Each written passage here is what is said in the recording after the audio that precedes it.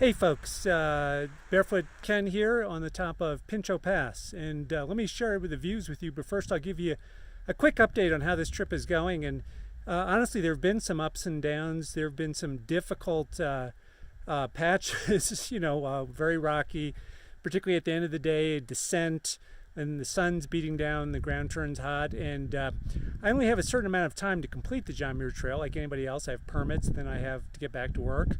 I have travel arrangements, etc., and I only have so much food too. So I have to keep to a certain plan, and I put a lot of thought into the plan, but there were a couple sections that were harder than I thought, and I lagged behind plan. But and coming down from Mather yesterday was difficult, but I have had a really good morning, and now I'm up on Pinchot Pass.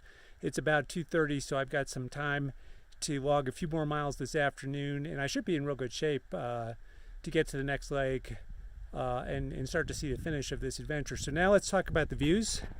This is coming from the south, and that's the big lake is Marjorie Lake. I walked past that, and it's hard to see, but there's a canyon there. That's the low point, and then the trail heads further south back towards Mather Pass in that direction. If I knew the mountains better, I might be able to point out Mather Pass to you, but it's in that direction. Now let's take a look at where we're going.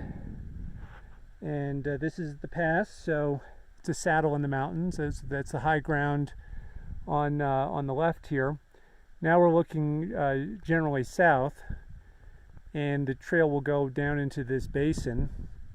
And it'll be difficult descent at this start because it's steep and full of gravel, but it'll get me eventually down into that basin, and we'll loop around and I think cut across to the right.